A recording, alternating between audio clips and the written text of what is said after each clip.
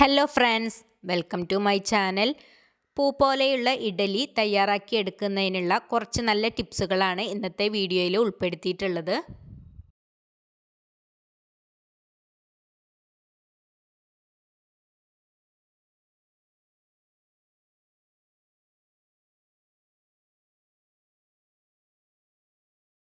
ഇഡലി തയ്യാറാക്കി എടുക്കുന്നതിന് വേണ്ടിയിട്ട് ഞാനിവിടെ 2 ഗ്ലാസ് പച്ചരിയാണ് എടുത്തിട്ടുള്ളത്. 2 ഗ്ലാസ് പച്ചരിക്ക് 1/2 ഗ്ലാസ് ഉഴുന്നും കുറച്ച് ഉലുവയും ചേർത്ത് കൊടുക്കുന്നുണ്ട്. ഇനി നമുക്ക് അരിയും ഉഴുന്നും ഉലുവയും നല്ല രീതിയിൽ തന്നെ ഒന്ന് കഴുകിയെടുക്കണം. ചുരുങ്ങിയത് ഒരു 5-6 മണിക്കൂറെങ്കിലും കുതിരാൻ വെക്കണം.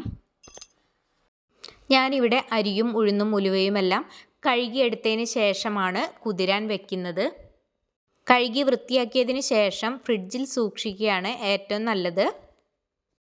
ഞാനിവിടെ കുതിരാൻ എടുത്തു വച്ചിരിക്കുന്ന ആ വെള്ളത്തിൽ തന്നെയാണ് ഇത് അരച്ചെടുക്കുന്നത്.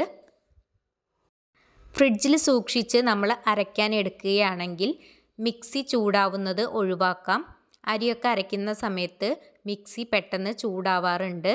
അപ്പോൾ അത് ഒഴിവാക്കുന്നതിന് വേണ്ടിയിട്ട് ഇതുപോലെ ഒന്ന് എല്ലാവരും ഒന്ന് ട്രൈ ചെയ്ത് നോക്കുക.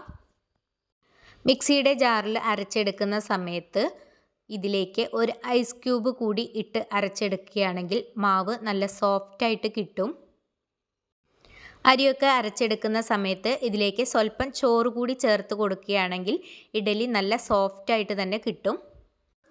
അരച്ചെടുക്കുന്ന സമയത്ത് മിക്സിയുടെ ജാറ് ചൂടാവുമ്പോൾ അത് ദോശയും ഇഡലിയൊക്കെ ഉണ്ടാക്കുമ്പോൾ അതിൻ്റെ ടേസ്റ്റ് കുറയ്ക്കാൻ കാരണമാകും. അരച്ചെടുത്ത മാവ് ഇനി ഒരു പാത്രത്തിലേക്ക് മാറ്റി കൊടുക്കുന്നുണ്ട്. ഇനി ഇതിലേക്ക് ഉപ്പ് ചേർത്ത് നല്ല രീതിയിൽ കൈ വെച്ചുകൊണ്ട് തന്നെ നമുക്കൊന്ന് മിക്സ് ചെയ്തെടുക്കാം. കൈ വെച്ച് ഇങ്ങനെ മിക്സ് ചെയ്തെടുക്കുമ്പോൾ മാവ് നല്ല രീതിയിൽ തന്നെ പുളിച്ച് പൊന്തി വരും. കൈ വെച്ച് ഇങ്ങനെ മിക്സ് ചെയ്തെടുക്കുന്നത് വഴി മാവ് നല്ല രീതിയിൽ തന്നെ പൊങ്ങി വരും. അപ്പോൾ എല്ലാവരും ഇതുപോലെ ചെയ്യാൻ ശ്രദ്ധിക്കുക. ഇനി ഇത് മൂടി വെച്ച് നമുക്ക് റെസ്റ്റ് ചെയ്യാൻ വെക്കാം. ആദ്യമായി വീഡിയോ കാണുന്ന കൂട്ടുകാരാരെങ്കിലും ഉണ്ടെങ്കിൽ സബ്സ്ക്രൈബ് ചെയ്ത് സപ്പോർട്ട് ചെയ്യാൻ മറക്കരുതേ.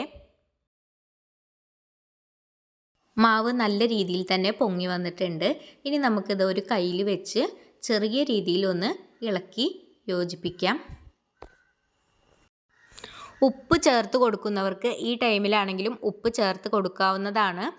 ഈ ടൈമിൽ ചേർത്ത് കൊടുക്കുന്ന സമയത്ത് നല്ല രീതിയിൽ നമുക്ക് ഇളക്കി യോജിപ്പിക്കാൻ പറ്റില്ല.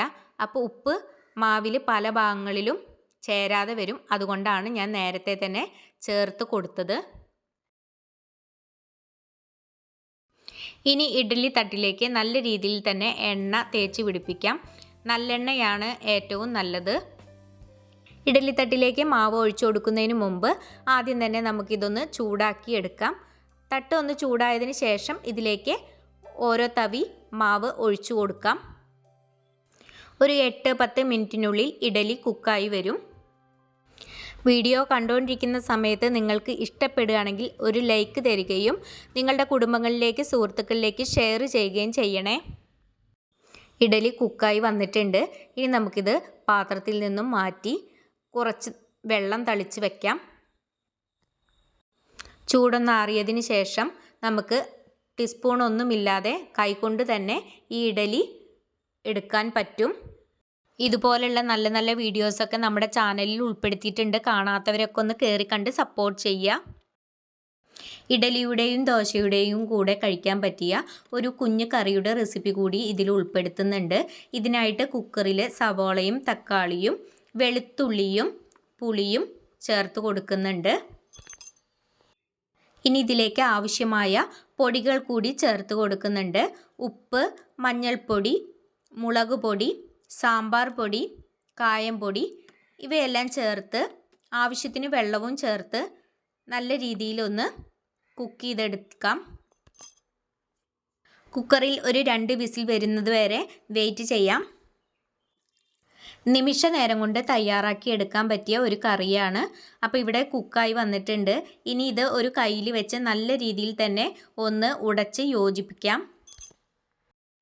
കറി ഒന്ന് താളിക്കുന്നതിന് വേണ്ടിയിട്ട് ഒരു പാൻ അടുപ്പത്ത് വെച്ചിട്ടുണ്ട്. ഇതിലേക്ക് വെളിച്ചെണ്ണ ഒഴിച്ചു കൊടുക്കാം. വെളിച്ചെണ്ണ ഒന്ന് ചൂടായി വരുന്ന സമയത്ത് കടുക് ചേർത്ത് കൊടുക്കാം. കടുക് പൊട്ടി വരുന്ന സമയത്ത് ഉണക്കമുളകും കറിവേപ്പിലയും ചേർത്ത് കൊടുക്കാം. ഇതെല്ലാം കൂടി ഒന്ന് മൂത്ത് വരുന്ന സമയത്ത് കറിയിലേക്ക് ചേർത്ത് കൊടുക്കാം. വളരെ കുറഞ്ഞ ചേരുവകൾ വെച്ച് പെട്ടെന്ന് തയ്യാറാക്കി എടുക്കാൻ പറ്റിയ ഒരു കറിയാണ് ഇത്. അപ്പോൾ എല്ലാവരും ഒന്ന് ട്രൈ ചെയ്ത് നോക്കുക. ഇനി ഇഡലി ആർക്കും ശരിയായി കിട്ടുന്നില്ല എന്നുള്ള പരാതിയൊന്നും വേണ്ട. വളരെ സോഫ്റ്റായിട്ട് പൂ പോലത്തെ ഇഡലി തയ്യാറാക്കാൻ ഇതുപോലെ നിങ്ങൾ ഒന്ന് ട്രൈ ചെയ്ത് നോക്കുക. എന്നിട്ട് നിങ്ങളുടെ വിലയേറിയ അഭിപ്രായങ്ങളൊക്കെ കമൻറ്റിലൂടെ അറിയിക്കുക. ഇന്നത്തെ വീഡിയോ എല്ലാവർക്കും ഉപകാരമായി എന്ന് തോന്നുന്നു. ഇത്രയും നേരം വീഡിയോ കണ്ട് സപ്പോർട്ട് ചെയ്ത എല്ലാവർക്കും ഒരുപാട് നന്ദി. അടുത്ത നല്ലൊരു വീഡിയോയുമായി കാണുന്നതുവരേക്കും എല്ലാവർക്കും ബായ്.